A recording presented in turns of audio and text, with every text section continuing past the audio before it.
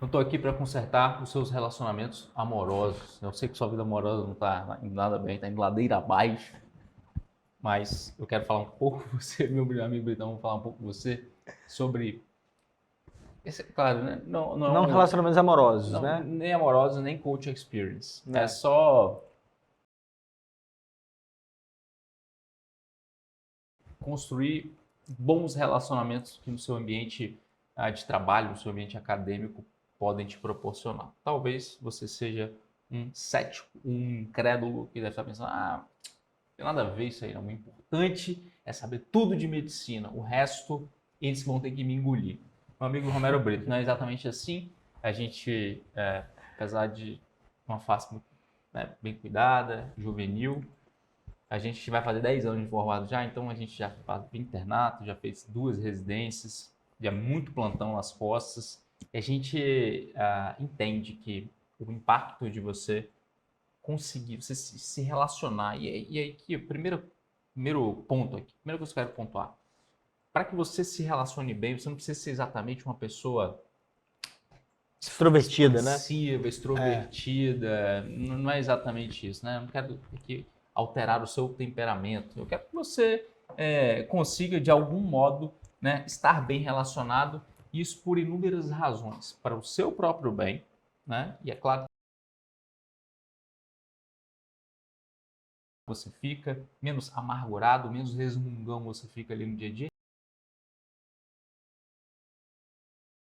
Aquela frase? Para manter a sua vida útil. Longevidade. Longevidade no plantão funcionando. É importante também ali para o seu paciente, porque ninguém quer ser atendido por uma pessoa amarga e resmungona. Vivência ali para as pessoas que estão ao seu redor, você vai perceber, se você já dá plantão, talvez você tenha percebido, que quanto melhor o clima no hospital, né, mais prazeroso é para todo mundo, é bem melhor estar ali. Eu vou te dar um exemplo, Britão. Eu, em determinado momento, já tem uns 2 anos isso, eu fazia plantão em alguns hospitais. E eu tinha um hospital que me pagava um pouco melhor, né? Coisa de R$200 a mais, isso lembro. Era algo relevante, assim. Acho que era R$1.300, uma coisa, e o outro me pagava 1.000 e poucos reais. Ou seja, uma diferença considerável, de R$200, R$300 por plantão, diferença considerável. Cada 4 é 1. Exatamente, você não está ruim de matemática, não. E essa diferença, né, financeiramente, é uma diferença relevante ali para quem dá plantão. Só que, por um lado, esse plantão que me pagava um pouco mais, a equipe era bem...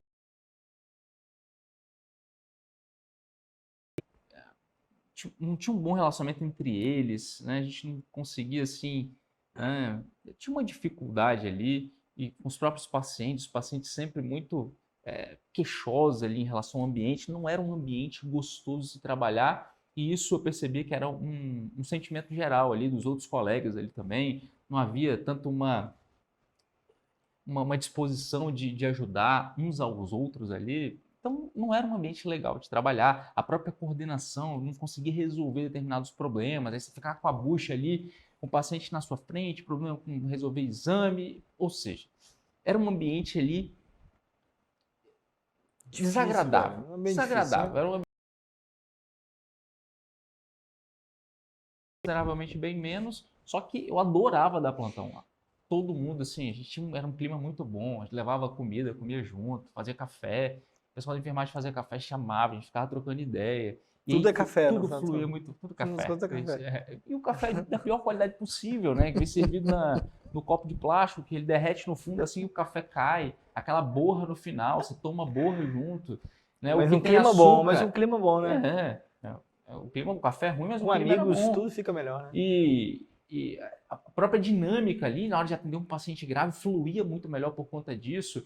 E o atendimento dos pacientes, né? Como os pacientes elogiavam a equipe de enfermagem e depois os pacientes elogiavam os médicos para os enfermeiros, e as coisas iam nesse ritmo, de modo que o ponto que eu quero chegar é o seguinte: isso influenciou tanto a minha decisão que no momento que eu decidi largar um plantão, eu larguei o plantão que mais bem pagava, né? eu larguei um plantão que me pagava mais, né? E fiquei com esse plantão que me pagava menos, mas que era extremamente agradável de trabalhar. Talvez falar, isso é bobagem, o que me importa para mim é o dinheiro. Talvez você pense assim, não tem problema. Mas seu plantão não terá uma vida útil. não terá uma vida Não terá útil, uma grande cara. longevidade. Porque é aquele plantão que você vai, né? 3 dias antes você já tá, putz, Elaborando. nossa, quarta-feira tem aquele plantão, você já tá um pouco angustiado. Não, e o pior. Aí você começa, no dia seguinte, você começa a tentar trocar. Alguém quer pegar? Alguém quer pegar? E ninguém quer, porque nesses lugares onde o plantão é ruim, a galera já sabe que é ruim. Era muito difícil trocar. Eu quase perdi o seu, Era eu ano passado. seu noivado. Eu não conseguia trocar o plantão, tive que suplicar para todo mundo, lá de um em um, para conseguir trocar. Então tudo é mais difícil. Ninguém quer se ajudar mais, todo mundo já largou de mão. Essa ansiedade que você falou, dois pontos aqui. Primeiro é o seguinte, repara que quando o Igor estava contando essa história, ele desse outro hospital que pagava ele melhor, mas que não tinha um clima legal. Repara então aqui que a gente não está fazendo psicologia positiva, assim, repita que você é feliz, repita que o seu plantão vai ser feliz, e chegar lá, não, velho, tem um monte de coisa que não depende do seu bom humor. Espero que você seja bom-humorado, porque vai facilitar mesmo tendo problema, mas assim, repetir essas frases, ou entrar nessa brincadeira não é bem isso. Porque chegar lá tem uma pá de coisas que você não controla. Então, realmente, o fato de você ser uma pessoa bem-humorada, feliz, gente boa, você pode cair no verdadeiro gargalo de sofrimento. E ali, aquilo ali, ou vai te engolir, ou tu vai sair fora. Então, esse é o primeiro adendo. Ou seja, tem coisas que a gente não controla. E a segunda coisa que você falou, que me lembrou também um pouco dessa coisa do clima legal, né? Do clima legal, né? Foi que na própria época da residência, que talvez seja o momento onde todo mundo associa a um sofrimento ali, né? E não talvez a um sacrifício que você esteja fazendo. Eu lembro que eu fui à ortopedia, por acaso, hoje até faria mais sentido falar sobre isso, né? Mas eu ia para a ortopedia, que era o lugar de maior sofrimento aí dos residentes, mas o clima do café da manhã lá era surreal. E pelo fato de eu ajudar os residentes à noite, porque eles tinham muito mais pacientes que eu, e eles me convidaram para participar do racha deles do café. Todos os chefes dos hospitais iam lá, sacou? Então você deixava lá 10, 15 reais com a enfermeira responsável e ela, todo dia, ela fazia compras, inclusive você podia pedir coisas, do tipo, sei lá, eu quero um peito de peru. On demand. On demand. E ela trazia pão de queijo, quero pão de queijo. Claro, você dava o dinheiro e ela trazia, mas você criava um clima lá na sala do gesso, né? Durante ali 30, 40 minutos você estava num restaurante, né? Tomando um café tranquilo. Excelente. Então, assim, só isso já justificava, às vezes, várias horas do seu dia. Assim. Isso é muito bom. Esse é um exemplo muito objetivo, e é claro que quando a gente está falando de se relacionar bem, não é apenas reunir para tomar café. É claro que o plantão não se resume a isso, né? É muito legal, a gente fica tomando café o dia inteiro, não é exatamente isso. Mas existem outros exemplos objetivos, e aqui a gente pode direcionar, né, tanto para a forma como se relaciona com os pacientes, com a sua equipe de enfermagem, com os demais funcionários do hospital e com os seus colegas de profissão, seus colegas médicos. Então, acho que pode dividir isso em 3 pontos, né? Paciente.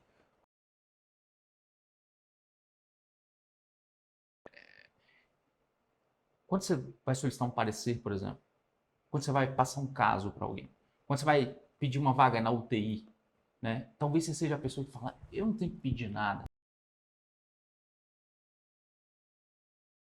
Eu estou pedindo um parecer, o especialista, o cirurgião, o fulano, tem que ir lá para olhar, eu não sou babá de ninguém. É exatamente esse tipo de postura que a gente se refere quando a gente está falando de bons relacionamentos.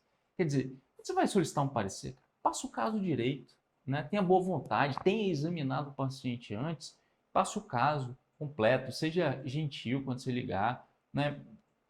Fale de forma amigável, é extremamente comum no ambiente hospitalar. Se você ainda não vive isso, você vai perceber. Não existe risco em quem está de sobreaviso, existe rixa em quem está no plantão e quem está na UTI. Quem está na porta e quem está na emergência. É impressionante. Então, a gente passou por isso muitas vezes, né? Eu estive dos dois lados, eu estive no lugar de generalista ali, dando plantão no pronto-socorro, e tive também do outro lado, como residente, depois como preceptor. Quando você é o especialista, alguém está te pedindo parecer, cara, quando você é gentil com o camarada que está te pedindo parecer, quando você está disposto a ajudar realmente, quando você se coloca à disposição, quando você faz um questionamento e já não atende, já impaciente, xingando o camarada, pô, o clima é completamente outro. O cara fica até espantado, né? O cara, pô, esse cara é gente boa. A relação é completamente diferente. Em contrapartida, quando você é o generalista, passa o caso bem passado, né? Entende se aquilo de fato é algo que tem relação com a especialidade que você está, né, solicitando. Tenha feito os exames necessários ou coletado exames laboratoriais ou de imagem para que você consiga transmitir ali as informações que fazem diferença, né, para o especialista que você quer solicitar, ou o que justificaria, por exemplo, você internar. Tudo está alinhado, porque quando sua postura é nesse sentido, pô, quem está atendendo para receber o parecer, ou quem está solicitando o parecer, é, parece que esse alinhamento, né, parece que existe uma vontade muito maior de se colocar à disposição e de ajudar. Então, acaba que todo mundo sai ganhando e, em última instância, naturalmente, o paciente também sai ganhando. Eu corroboro com o que o Igor está falando e eu vou dar algumas considerações aqui. Por exemplo, hoje, como especialista, eu fico de sobreaviso um dia na semana e é claro que às vezes, durante o sobreaviso, quero que você ouça isso, para quando você for solicitar um parecer. É claro que às vezes, quando eu estou ali naquele meu dia de sobreaviso, eu estou realmente num dia que eu estou disponível, de fato, bem disponível mesmo, né? Estou em casa, ou estou por aqui pelo escritório, ou estou fazendo alguma coisa que eu sei que eu posso parar a qualquer momento, né?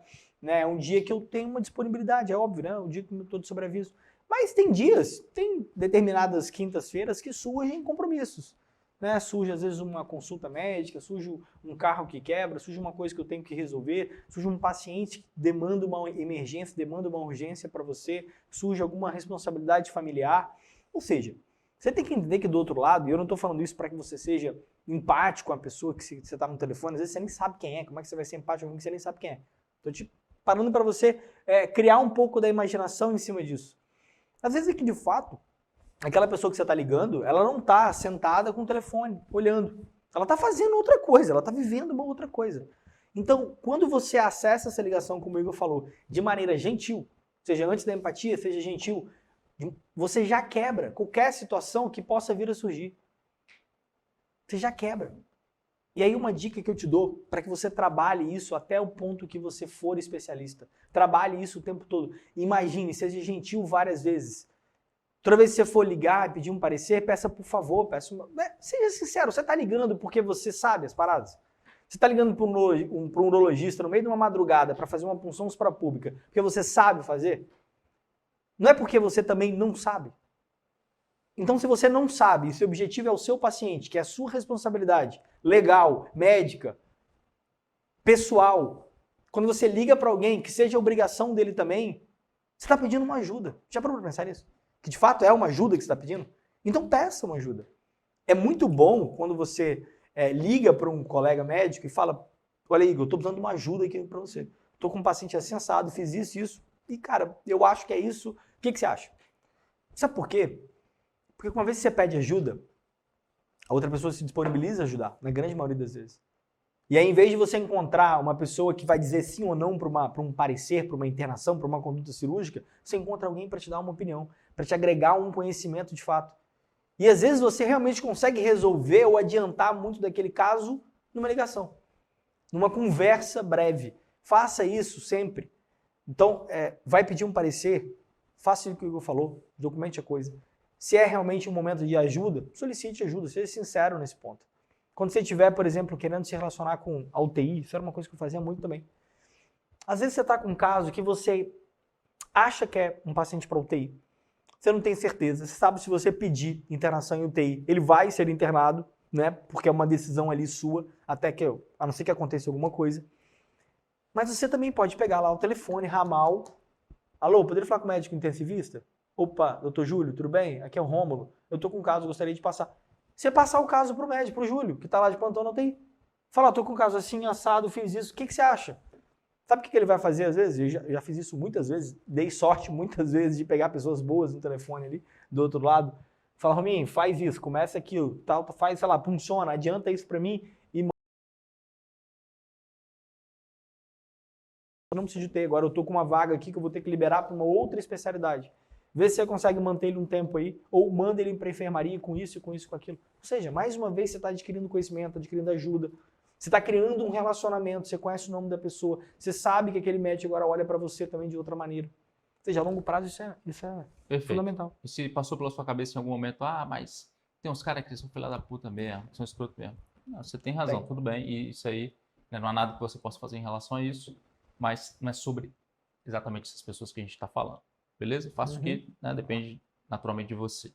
Segundo ponto aqui, em relação à equipe de enfermagem, extremamente importante, bota na sua cabeça uma coisa. Nenhum médico dá conta de tocar um pronto-socorro sozinho, tá? Por mais que, do ponto de vista técnico ali, você seja uma espécie de liderança no pronto-socorro, isso é inegável, tá? Você não consegue tocar um pronto-socorro sozinho, né? É por essa razão que existe toda uma equipe por trás, uma equipe de enfermagem, de técnicos, uma enfermeira que resolve grande parte das burocracias ali que estão acontecendo no pronto-socorro, que você nem sabe o que acontece, ou muitas vezes você, né, claro, não sabe nem resolver, né? Os fisioterapeutas ali, que fazem parte muitas vezes de uma equipe de pronto-socorro ou de UTI,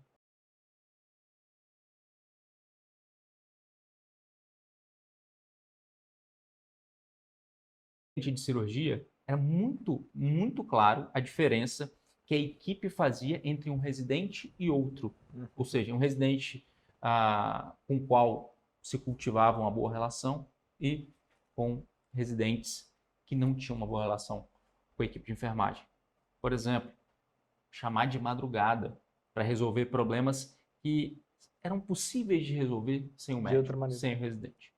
Erros Né? de prescrição, de Detalhes pequenos medicação de que não vai ser pressão, usadas, por exemplo. de uma medicação que foi Sinais não ser vitais com horário usada, errado. horário errado, um erro de prescrição ali que é muito óbvio que a equipe dá conta, né? Um sinal vital ali, que uma dose de nora que vai subir um ponto, vai diminuir um ponto, coisas menores assim que poderiam ser resolvidas pela equipe e as condutas eram tomadas de forma diferente, ou seja, acordava uma residente ali no meio da madrugada só porque não ia com a cara da residente.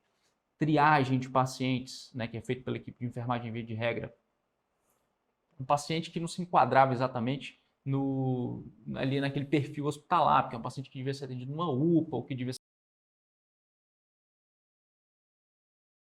Mas isso não é correto. Porque o certo é o certo, independente se você gosta ou não de uma pessoa. Eu sei. Estou te falando o que é ou não certo. Estou te falando o que acontece na prática. Quando, né, um residente, um médico, ele tinha um bom relacionamento ali com a equipe de enfermagem, ele era favorecido de inúmeras formas.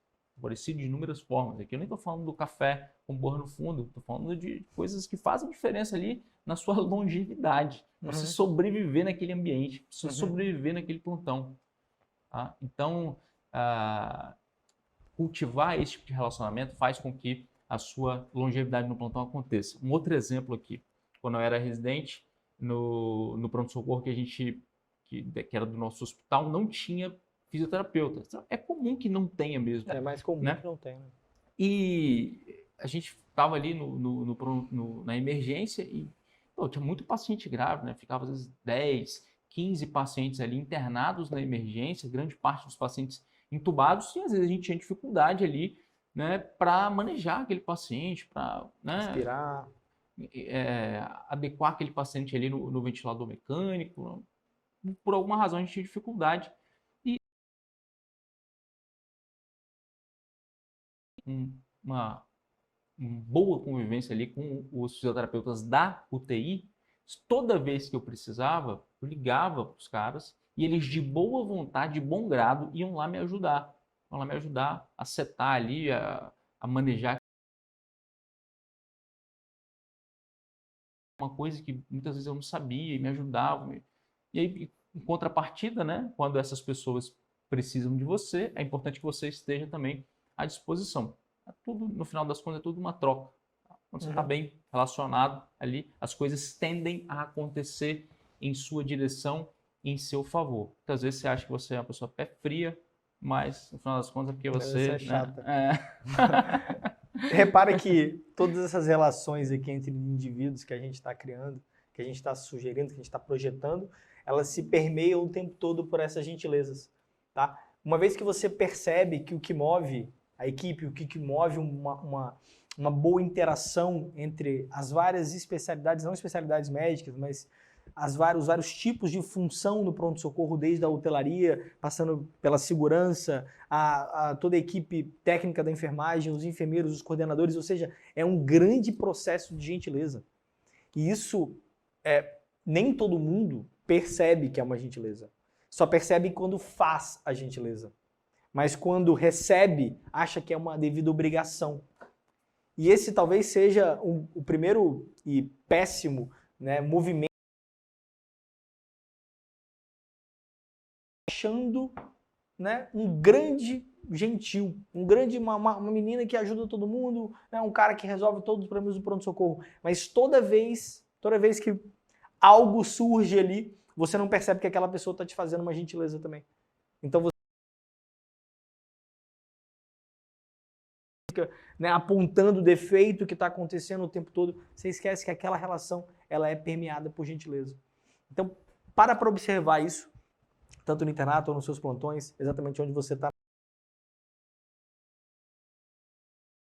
Todo é uma troca de gentileza. Se você olha isso, a coisa é muito mais bonita, a coisa é muito mais bela, é um negócio muito mais interessante de você se relacionar do que exatamente deveres e obrigações.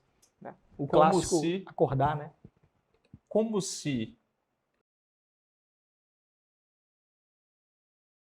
Resumindo, é mais ou menos isso. E é exatamente da forma oposta que você deve pensar, e você vai perceber que quando você imagina que você deve as coisas às pessoas, que você tem que tomar as iniciativas, você tem que ajudar as pessoas e contribuir e ser gentil ali, você vai perceber que a contrapartida vai acontecer naturalmente para você. Antes que a gente acabe, essa parte vai para a última, eu quero dar só uma dica.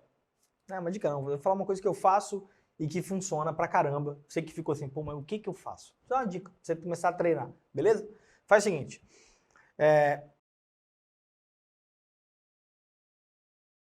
de enfermagem. Conheço o nome da pessoa, conheço as pessoas que estão ali, eu não sou muito bom de decorar nome, mas beleza, seja gentil ali, faça uma breve introdução de quem você é. Começou o seu atendimento, começou o trabalho, começou a pegar pedir, ou seja, você prescreveu um paciente, vai colocar ele deitado numa maca, por exemplo, para guardar a medicação. Vai lá na equipe e passa o caso. Não joga o papel e fala, faz isso. Passa o caso. Fala assim, olha, tô botando uma paciente aqui, ela tem 30 anos, não acho que seja nada demais não, mas eu tô um pouquinho preocupado por causa disso, daquilo, pedi isso e aquilo, e tá aqui. Explica, cara. Passa a situação. Só isso já mostra que você está, né, genuinamente interessado na sua equipe, genuinamente preocupado com aquele paciente. Você quer que as pessoas também estejam ali. Né? Você vai lá pedir um exame, às vezes, para o laboratório. Chega para a pessoa do laboratório, quem está coletando o exame, e fala, olha, pô, eu quero um... Fala com ele o que você vai fazer, eu quero um hemograma, quero isso, quero aquilo. Sei que está no papel, sei que ela vai ver. Mas esse é um tipo de movimento que você pode começar, que você vai criar relacionamento. Você vai conversar com a pessoa, saber o nome dela, você vai saber o que ela faz, o que ela gosta, às vezes ela vai fazer uma brincadeira com você e aí a coisa começa. E aí você começa a perceber essa gentileza. E, cara, é incrível. No laboratório eu já vi isso milhares de vezes acontecendo. Do tipo, eu lembrar de um exame e a pessoa está coletando. Eu falo, coleta para mim também uma tipagem aí. Olha, eu já vi várias pessoas falarem, não, eu não posso, tem que estar no pedido, e ir embora. E ao mesmo tempo, numa outra situação, numa boa relação, claro, Roma, eu vou coletar aqui, pegar para mim e adiantar uma coisa. Adiantar que para ela é uma bela de uma gentileza, um belo favor, porque ela não tem pedido, ela vai ter que ir lá para que ela documente. Então, são pequenos detalhes aí que você... É importante no seu plantão que você naturalmente deve cultivar um bom relacionamento, que é o seu paciente. Também, por inúmeras razões, meu amigo Romero Brito, ele tem um bom relacionamento com seus pacientes, ele vai contar para você a história com ele. Qual a história que você vai contar? Essa história é boa. Não, tem muita coisa pra gente falar, né, sobre relacionamento médico-paciente, é óbvio. Né? É claro que no pronto-socorro você tem uma relação muito diferente da do consultório. Repara que no consultório, criando uma relação ali, né, é um casamento, né, eu tô De longo prazo. eu converso, não sei o quê, eu vou me relacionando, eu vou adquirindo confiança do paciente, é uma coisa a longo prazo, né? No pronto-socorro, a relação ela não é bem assim, é uma relação mais de confiança. Um encontro só. Depende de confiança. Por quê? Porque se ele for para casa, ele precisa acreditar em você que você está certo. Tá? Então ele vai ter que seguir aquela receita que você deu. Então você precisa se portar de maneira confiante. Você não é aquela pessoa que fala, eu acho que é uma virose. Não, você tem uma virose. Por mais que você não saiba que é uma virose. Você precisa de algum fato, de alguma maneira, entregar autoridade, confiança e clareza. Né? Principalmente clareza. Né? O que é claro é muito mais fácil a gente entender, é muito fácil a gente confiar no que a gente entende. Né? Então, quando você for prescrever um paciente, por exemplo, quando você for liberar o seu paciente para casa, pare um tempo daquele momento para que você consiga desenvolver aquela receita que você está deixando para ele com o seu paciente. Então você vai explicar o que cada ponto você está escrevendo, além de você traduzir para ele o que você acabou de escrever, que talvez tenha ficado, né,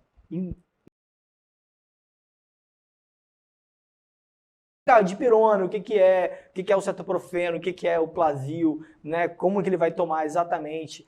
Uma hidratação, eu brinco isso na aula, vou falar com vocês sobre isso em alguma aula. Hidratação, toma 2 litros de água, 3 litros de água. Explica para ele. Não, olha, 2 litros de água é muita coisa para tomar. Tem muita gente que não toma, não consegue tomar. Então dá um exemplo prático, o que ele pode fazer. Então se preocupa com isso. E aí, vou de fato a um outro ponto do relacionamento. Tem uma história que, às vezes você tá ali no pronto-socorro e você tá trabalhando o tempo todo, você tá às vezes estressado, você não tá com a cabeça boa, tá um dia puxado. E aí, né, aquela tensão, aquele amargor começa a tomar conta, né? Você começa a ter rugas ali de expressão, você começa a ficar, talvez, impaciente. Você começa a não dar tanta atenção a algum tipo de sintoma que estão te falando. Isso é um grande perigo, você deixar isso tomar conta de você. Eu lembro de uma história que me aconteceu comigo e para mim foi um ponto de virada. Que ótimo que tenha acontecido para mim. Que eu estava numa madrugada, cansada, acordando toda vez, naquelas dormidas picadas, né? Que é aquele famoso plantão pinga-pinga. E aí, por volta de depois de já ter levantado às 2, às 3, por volta de umas 4 da manhã, me chamaram. E aí eu levantei, cara, com o cabelo todo doido. Eu não arrumava o cabelo, não lavava o rosto, só vesti o sapato ali e fui em direção ao consultório. Eu lembro que eu falava, pô, caramba, 4 horas da manhã, não, bicho, 4 horas da manhã não dá, não. Bicho, quem chegou no hospital 4 horas da manhã? Eu lembro de eu falando isso no corredor, assim, andando, eu lembro até da temperatura que tava, frio pra caramba. Quem é que veio uma hora dessa? Quem veio uma hora dessa? Você começa a julgar, você começa a fazer um monte de juízo, elaborar um monte de coisa, você não tem nem ideia. E aí me sentou uma vovó. Essa vovó, eu lembro dela sentadinha, do cabelinho, o vestido que ela tava usando. Ela realmente era uma paciente que tinha que estar ali 4, 5, 2, meio-dia, não importa. Ela tinha uma queixa que não tinha como tardar. Uma paciente chegou até a ir para cirurgia depois. Então, eu lembro que isso, cara, marcou muito. Eu saí desse plantão, encontrei com meu irmão e falei para ele isso, né? Falei com ele que às vezes a gente cria uma série de juízos sem antes ter visto o paciente, sem antes nem ter encontrado o caso. Você começa a elaborar tanta coisa, você começa a criar tanta justificativa. Ninguém mentiu pra gente que plantão noturno a gente não vai ser acordado, que plantão noturno não vai chegar paciente 4 horas da manhã, com nada. Que tá lá porque ele quer um atestado, não importa. Não importa. Você não é o juiz do negócio. Você não é a pessoa que está julgando esse tipo de coisa. Não é ali o momento. Então, uma vez que você não só é capaz de passar confiança para o seu paciente, mas também dá esse voto de confiança de que ele de fato precisa de você, você começa a levar isso de outra maneira. Você começa a encarar esse paciente que chega para você como alguém que às vezes precisa de uma orientação, precisa de informação, precisa de uma ajuda qualquer, ou às vezes realmente só precisa que você esteja ali fazendo o seu devido trabalho, que é o que você se comprometeu a fazer. Essa foi uma grande mudança. Assim. Aí eu passei a fazer o quê? Né? O que me ajuda. Aí vem o exercício prático que você pode fazer. Se tiver de madrugada, vai levantar, lava o rosto, escova o dente, dá uma lavada, né? Bota um sorriso no rosto e De fato, isso faz diferença para você. Faz diferença você acreditar que aquilo que você está fazendo é porque alguém precisa de você. Muito bem. Então, essa questão da relação com o paciente é de fato para que o paciente possa confiar naquilo que você está falando, né? E no final das contas, né, a partir de uma orientação que você dá, ele possa de fato cumprir aquela orientação. Comum, o paciente, às vezes você dá uma orientação, o paciente não entende direito, ou você não dá uma orientação, o paciente não sabe que realmente aquela medicação é importante, né? Ele não entende a posologia, as medicações, você passa a medicação a cada de 8 a 8 horas, o paciente toma 8 da manhã Ele e não 8 sabe da se ele tem que noite. levar na madrugada. Ele não entende, tem que levantar no meio da madrugada para tomar um remédio. Ele não entende possíveis efeitos adversos, ele interrompe a medicação, né? Você não examina o paciente, pô, como que o médico vai me prescrever essa medicação? Você nem O médico botou a mão em mim? nem botou a mão em mim, nem conversou comigo. Esse é um clássico. Então isso tudo, né, cria uma relação de confiança verdadeira entre você e o paciente. Isso que é de fato, no final das contas, uma boa relação médico-paciente, né? Na prática é isso. Pô, coloca a mão no paciente, explica as coisas do paciente, está palpando, ó, o abdômen está normal, está auscultando, ó, aquilo que você está inferindo através do exame físico, tá? Do mesmo modo, os exames laboratoriais, enfim. Transmitir clareza, de modo que o paciente ele consiga entender o que você está falando e seguir as suas recomendações, suas prescrições, inclusive até um ponto mais sensível ali, que é uma indicação de uma cirurgia, por exemplo, que é algo, né, para um leigo especialmente, é algo assustador, né? Ser submetido a uma cirurgia. Explicar realmente qual é a indicação, como que vai acontecer, que horas que vai, por que não pode comer, o que vai acontecer no dia seguinte. Isso tudo faz parte, né, dessa construção desse elo de confiança, que é o relacionamento que você cultiva com o seu. Espero que você esteja aproveitando a aula, seja gentil aí com as pessoas que fazem parte do seu convívio dentro do seu plantão. Será muito mais a probabilidade de você sobreviver a uma rotina de plantões é muito maior. Beleza?